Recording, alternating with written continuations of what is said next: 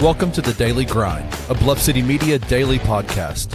Stepping up to the microphone is your host, Luke Hatmaker. Grab your favorite morning brew and let's get to the show. I get knocked down, but I get up again. You're never going to keep me down. I get knocked down, but I get up again. You're never going to keep me down. That song is called Tub Thumping. Welcome to the Daily Grind. I am your host, Luke Hatmaker. It's Tuesday, and for the first time in a long time, we don't have a Grizzlies game to talk about, and I got Rusty. Well, we're going to talk about a Grizzlies game anyway, but I got Rusty with me this morning. How are you, sir? I'm good, man. You know, it's Tuesday. We're getting closer to Friday. I had a good weekend, and Luke, you know what happened when I told dad jokes this weekend? What? He laughed when they were funny. Welcome to the Daily Grind here on this Tuesday edition. Love it. Shout out Jalen and shout out Richie too, joining us this morning. We do puns around here because puns are great. Puns make the world better. I think. I don't care what funny. I don't care what Uncle Buck says. He's not here today. That's it. I want to ask. So we're going to do something for those of you who are just watching the show, just if this is your first episode, something we do around this network is we ask our good friend Dr. Buckets questions. Hashtag Ask Dr. Buckets.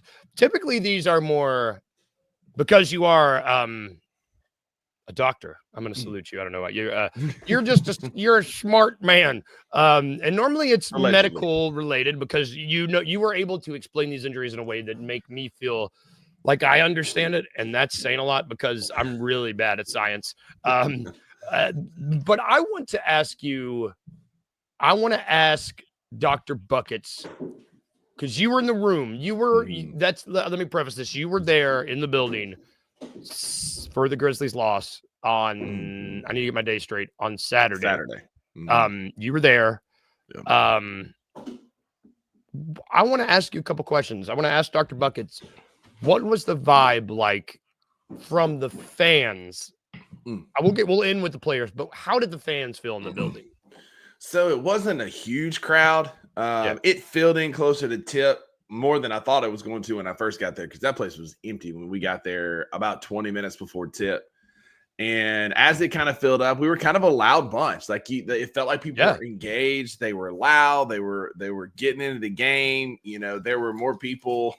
There were more people yelling challenge than anybody else in the Grizzlies bench. I don't understand why we took our challenges home with us when there were probably at least a half a dozen fouls that we could have challenged, and there was no contact made whatsoever. And that could have swung that game, and it was a tight, close game. But the fans were engaged. Our section was loud. We were the first row of 205, so like the first row of the upper deck. And so our section was loud. I love the upper deck. So I had some some season tickets this year in Pinnacle level, and it was awesome. I love the Pinnacle level because you got your own little bar, bathroom. It's like the perfect spot. But that first row of the upper deck is also not bad because there's nobody behind you. It's just this one row. There's a big concrete wall behind you, and like you don't have to worry about people back there. Nobody's in front of you, but look like a little glass wall. Like I'm gonna look hard at those for my tickets for next year. Yeah, man, it's interesting to hear you say the volume. You could even notice the volume on the broadcast. I was worried because I saw the pictures. You were sending us pictures, and I was like, "Oh man, it looks more empty than I was hoping." Yeah. And then on the broadcast, you could hear it. It like the fans showed out on the broadcast. At least you could hear them chanting. The challenge thing is interesting. I did not know. I mean, because good Lord, I mean. You might have even heard me screaming that from my house. You might have heard Wayno scream that from his house down in Australia. It looked like there was a lot of people clamoring. A lot of folks saw it except for the one that mattered. Right? Yeah. And I hope we do like I asked Dr. Buckets about the coaches here in a minute, because I do have some thoughts on that. But the fans were engaged. Like we had people that like above us that were like up at the top that were really loud. Like several sections were pretty full. Again, it was a lighter crowd than what you would normally see at a Grizzlies playoff game. Probably anticipating the inevitable, but Saturday matinee where you're probably going to lose. I'm an actor. Saturday matinees are always your worst possible show. No one ever shows up.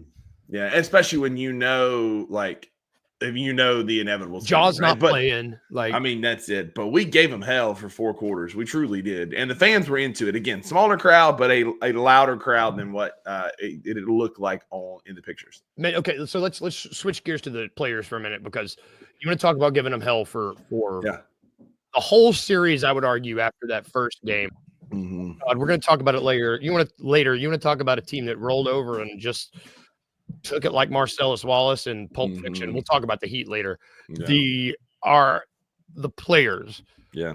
What was the vibe from the players? From the bench, what was the body language like from these guys? Because I saw someone on Twitter post like these were, even though we all, I'm assuming, knew the inevitable was coming, these are still some tough losses, man. Like, close, come from behinds, like it's like you can tell, like, we didn't quit, we didn't lay down. There was one player in particular in sweats that the body language wasn't great. I know he was in pain, but he was sitting on the second row, kind of leaned back, never really engaged. That's all I'm going to say about that. There's a clue on your screen now. But BC was up and like very engaged. Jalen was cheering and like hyping up the guys. Lil Scotty was like being loud in the huddle and like coaching and like talking to the guys, like playing like a playoff vet in what is his first real playoff experience. I mean, like, the guys were into it. There was some frustrations. You've seen the video. Everybody's making a big deal out of, Vince knocking Jaren's hand away. But that was right after a frustrating foul that was not a foul that we could have challenged, but Twumas was being a fan. Again, I hope we do a coach's edition here in just a minute. But, like, the players were into it. Santi was very engaged. Like, Edie was talking. Like, it very much felt like the players wanted that game, and they just came up a little bit short. Again, it was a great effort, very much engaged from the bench players and the players that were hurt. I was impressed with the energy from the players and just the overall, because we were sitting like right behind the Grizzlies bench in 205. And so you could see like everything right in front of us. Okay. And cool. You could really get a sense of the players felt very connected to the other players and the injured players with the players that were playing. But there was a wide gap between the players and coaches. More on that here in a second. Interesting. Okay. See, that's because I love this because this is also something that you never get to see. You don't get to see this unless you're in the building. The players reacting with the players and the timeouts, and then how they're reacting with the coaches in the timeouts. It's very, very telling. It makes me so happy to hear you talk specific. I don't know. Jalen and BC have both been injured for a long time, and the fact that they were just still dialed in just really makes me happy. I don't know. Still like right in the corner of the baseline, every right time. At the bench, and was just like right there, like clapping, cheering, like in the huddles, like hyping up Jaren when he come off the court or running over to little Scotty. Like it was very much engaged. Jalen was the same way, like clapping with his cast and like very much like cheering and being in the huddles and talking to people and like. It was really cool to see like you said, the injured guys who could be checked out and ready to go to Cancun, still be engaged with the team. Well, let's talk about their engagement and their just awareness of what's happening, because the players seem to all be on the same page. And hearing you say that, let's talk about the coaches, because I mean, even on pitch, it just looks like I was looking at a picture of Tomas, and let me preface this whole time. This is not going to be a pile on Tomas conversation. That might be tomorrow. We're having a head coaching conversation tomorrow. I know Wayne was upset that yet again I have opinion about a head coach, but I was in the building and I'm just going to report what I saw. I had a picture that I used, I think, for the episode Monday, where it's him in the huddle, and then you have what's his name, March and Jason March and AC. Yeah, they're like flanking him, but they're not even seem to be connected with him. I'm just curious, what was the, because there were a lot of challenges left on the table here. I mean, what was the vibe from the coaches in this game? Because Tomas was given a shit situation to deal with. He was. Preface that as well. It was in a no-win situation, right? Like Kleiman did him dirty, so dirty, by putting him in a situation where Taylor had driven this thing so far into the ground that like it only is going to hurt his image with the fans how it ended. Yes. And a lot of it is still on Taylor Jenkins because you only had 9 games plus 13 games. You can't implement an entire new system, an entire new offense, an entire new defense that he would like to do in 13 games, 4 of which were in the playoffs, right? You can't do that. No. So like I give him credit. But for me, Luke, the biggest thing was just body language, the difference between him and Mark Daneholt.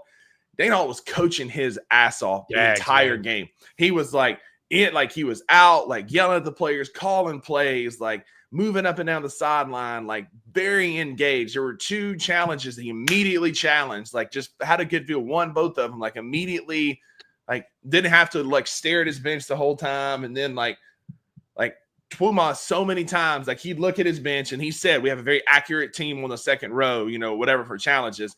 But like he would stare at him, he'd look back and he'd go, and then the play would happen and it'd be too late. But the body language between the coaches was night and day. Again, Daneholt was out there coaching, clapping, calling guys over, arm around SGA, coaching, talking to him, like very much engaged in the game. The only thing I saw Twilmas be engaged with was the length of his sleeves and how much he kept adjusting them. He'd stand like this, and then he'd pull it up, and then he'd stand like this. And he was very much like kind of like hunked in, like it was just a weird posture. And again, Oklahoma City's up 3-0. Daneholt could have coasted through this game, but yet he's coaching his guys up, super engaged, super like plugged into the game that was in front of him. Whereas it felt like Twilmas was watching like the rest of us. Same thing in a huddle. Like you could see Daneholt's passion and watching him coaching up these guys when they had a lead in the fourth quarter. It was like very engaged. And then it just felt like Twilmas was using his little clipboard or whatever. And it just didn't feel like the same level of engagement. Maybe I'm a little bit biased. Some of the people around me had the same thoughts, but it just felt it was just completely, it was 2 different engagement levels. And real quick, like they're very similar style dudes. They're both kind of quiet, reserved kind of dudes. Like Daneholtz in interviews is not the big, loud, boisterous type that's going to get in players' faces. And that's not what he was doing. But he was very engaged and positive in coaching these guys up at a completely different energy level. And it kind of matched a little bit. Oklahoma City played with an edge, and they played with a lot of downhill tenacity. And that's what it felt like he was coaching with. And Twilmas was just kind of watching the game. It was the first time where I felt that the moment might have been too big for Thomas coaching wise, where he was like, where it felt like he didn't really have much. And it's not his fault. He was put in a really tough situation. He was down 3-0 where he just didn't have an answer. And you could see him you could tell. And that's when you can tell, it's never a good sign. He had the same energy that Taylor had in that one video that they caught him where he just walks over and goes, you remember the video, that one, that was the same energy I was getting from Twilmas in person. It just didn't feel like he knew what to do. And again, I understand the system and I understand the short runway and all of that, but we made excuses for Taylor Jenkins for 2 years for buffoonery. And I'm not saying that T.I. has been a buffoon quite yet, but I don't want to continue to make excuses for coaches and be held back. Players win games, but coaches put you in positions to win games. And I'm going to steal a little bit from Uncle Buck here, and I'm just going to say I'm tired of being a year away. Yes. Yep. It's not fun after saying it for so long. Yeah, I agree with you. I don't know. If anything, this weekend just showed me that I would like to see an actual coaching search. That I want to see them open this thing up. I want to see them go after some actual proven guys. I'm just reporting facts. I'm just telling you what I saw and what I felt at the game. Yep. Which let's move on to some other games because we're going to talk more about coaches tomorrow. We want to have like a deeper discussion about that. Let's talk about. We'll work backwards here. The game last night. Western Conference Warriors beat the Rockets. I'm over it. Yeah. Jimmy Butler came back. Jimmy came back. The Rockets needed to win one. They needed to win game 3. They didn't. They need someone to score. They need somebody to give them offense consistently. This was a tough game. There was a bruising game, especially the game before that when, good God, the Heat beat the Cavs by how much? 138-83. One of us.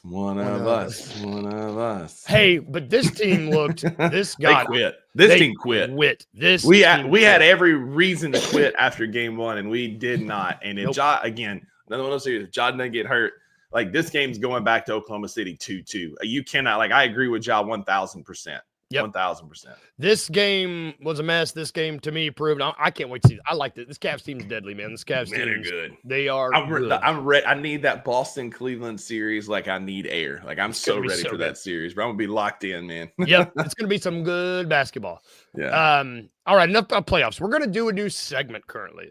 Back when I used to write more, when we were writers, I had a series. Those days. Those were fun days. Fun days. It was based on the Choose Your Own Adventure, young books, young novels, where you would choose your own adventure. You'd be like, oh, I like this, and you would play it out. Really fun. So now I want to do that, turn it into like a talking segment where we will go through the roster, go through the different people on the roster, and choose our own adventure. Choose the players that we want to continue to have on this adventure with the Grizzlies. I want to talk about the young guys, the young bucks with buckets here. Which of these young guys, and I don't know, let's for the sake of, we got a lot of young guys this year. Let's just, who do you choose to remain on this roster? Like who's, because players at the start of the season that I not that I necessarily deemed untouchable, but guys that I was truly invested in, I am not necessarily as invested in now. Sure. Like for example, I'm in on Edie and Jalen. Those I think let's make my list. There. Those are the top 2 on my list. I'm in on them. I'm in on them in the rotation. I'm in on them as contributors. Gimme. I think you agree. You were in on them from the get-go. Like I've been big on Jalen since the draft, and I love that he just made me look smart. And I need all the help with that I can get. Yes. Also, Wayno, like this is really funny. Like at least a gritty wing. Could he say dog anymore? Like it was like Zach Kleiman learned right before that interview what dog meant, and he literally said it the entire press conference. Like everything was really funny. Everything was a dog. Everybody had that dog in him. We're looking for dogs on this team, and it's like he clearly just learned what that meant like 30 minutes ago. It's like oh my god, bro, come on. Yeah, Jalen and Edie have been my guys since the draft. I've been big on both those cats. I didn't bail on Edie like 90% of the fan base did. Like I've been locked in on Edie being good this year. Now, did I expect, and I even prefaced it, like he's not going to be great in the playoffs. No rookies ever are, but he was serviceable. He wasn't a glaring, hole in this team. Yes. So those 2 for sure. This next one might surprise you for me because there's another one that I'm big on that didn't get a fair shake this year. We'll talk about him here in a minute. But for me, you got to keep Scottie Pippen Jr. Yeah, I agree. He has firmly supplanted himself in that backup point guard role that you can count on in high leverage situations. And if nothing else, literally if nothing else in this disaster of a year and playoff series, we found out, to quote Zach Kleiman, that we got that dog in Scottie Pippen Jr. Like I love, like Maggie and I were cheering for him harder than anything on Saturday watching that game. Man, we talked briefly yesterday. You want guys that you can consistently rely on in playoff atmospheres, and Scottie Pippen Jr. proved that this series in spades. And it's just I'm like you. You just love cheering. I defy you to not love cheering for the guy. It's really. I mean, that's it. Like I was, I still want. Like Drew wants to give me a hard time. People want to give me a hard time. Like I still. Like I wanted to sign Pip later in the year, but I always wanted to sign the guy. Like I never said not to sign him. Now you got to keep him because he is firmly in the top 7 for me of guys playing on this team. Yeah, no, because he did it against the best team in the NBA in a high leverage situation. I mean, against both sides of the ball, City, offense and defense. Both sides of the ball. He had a 30 burger in his first playoff series. Like, come on, bro. What's not to love about that? Like, we found our backup point guard. Y'all can keep Stones. Y'all can keep those other guys. Give me Lil Scotty. Yep, I'm here with Pip. This is where for me it can go one way or another. Let's do some. I am not as sold on Vince Williams Jr. as I once was, which is I just need to stop putting my lot on all these players because anytime I fully back a player like Luke Kennard and say he's going to be a 6th man of the year or Vince Williams saying he's going to make an all defensive team, they just don't. And I'm not saying that Vince can't. Yeah. I'm just saying that like he plays the same position that Jalen plays. And that was going to be my point. If I have to pick one, I'm going to pick Jalen at this point. Yeah.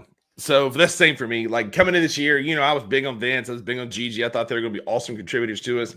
And it was injuries. It wasn't anything else but injuries this year. Yep. Vince himself said he was only 80%. And I told y'all that grade 3 ankle sprains can be a long-term issue. And that's exactly what it turned into. And so I'd like to see Vince healthy and a full off season and no injuries coming into next year. But to no fault of his own, we have Vince Williams Jr. at home, but who can actually shoot, right? Jalen is everything Vince does. He's that on-ball defender, tireless effort on both sides of the ball, but he can score when you need him to. Yeah. And I love Jalen Wells. I was deep dove on him in the draft to figure out what we had. And the more I watched film with this kid, the more I liked what I saw. And it only got better throughout the year. It's a stupid KJ Simpson undercut away from the rookie of the year. It's still going to make an all-rookie team. Yeah. And just humble, hardworking kid, just like everything you like in a player. Yep. And it's everything we thought Vince was going to be, but with a better offensive game. I like Vince. Personally, I'd like to see one more go and see what happens. But if the right package comes this offseason, I am less tied to Vince than I am Gigi and Jalen and some of these other young players. Vince would be one that I could see a team wanting because of the defensive effort that he can and has given in the past. So I would be okay for the right package moving off of Vince Williams Jr. I think I would as well. Gigi, I am not as ready to move on from Gigi as I am Vince. I'm still all in on Gigi. Me too. I know there's the maturity and the mental health issues. I just think of all the players that we could move, then like if we move Gigi, he has the highest risk of making us look foolish by landing somewhere and being awesome. Yes. Like the talent is there. We talk about the maturity and the engagement and being, a locker room presence. He's 20 years old. Luke, I was a turd. I was a turd when I was 20 years old. Right? Me too. And so like, he's going to be a turd. He's going to be a 20-year-old kid. And you compound that with injuries that cost him all of fall camp and the majority of the season. That to me, like I've cooled the jets a little bit. We're among friends. I'll admit when I was wrong and overhyped Gigi coming this year. Absolutely. But I still think a lot of that was injuries. And I still think we have something special in that kid. Yeah. He just needs to grow up. Agreed. I still think that the like go-to wing scorer, like I think it's all there. I'm not. I still think he can be that dude for the second unit. Yes, I agree. What other young guys do you want? Let's talk. The only other one that I really want to talk about, Cam Spencer, I guess. Yeah.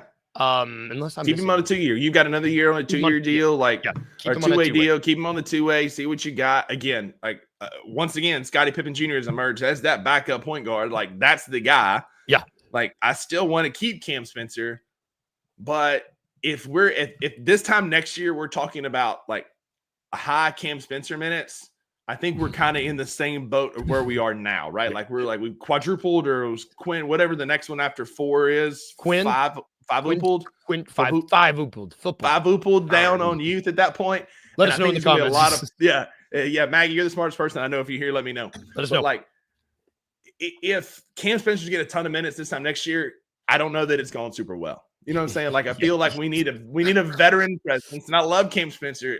Again, to quote Zach Kleiman, he got that dog in him. I just not yet. You know what I mean? No, I'm with you. I'm with you. It's another. It's like why use that 2-way. Use that 2-way. Yeah. What other? Did I forget a young guy? I think that's all the young guys that I mean. Yeah, I mean Zion playing. He was on the roster all year with knee injuries and never really played. So I'd be okay. I'm good. Either way, we're gonna keep this going. I want to talk about the big 3. We're gonna choose which of those. We're gonna talk about the fringe guys. We've got some free agents. We've got Santi. We got Luke. We're going to blow this segment out as we get more into the offseason because I need stuff to talk about. Content, baby.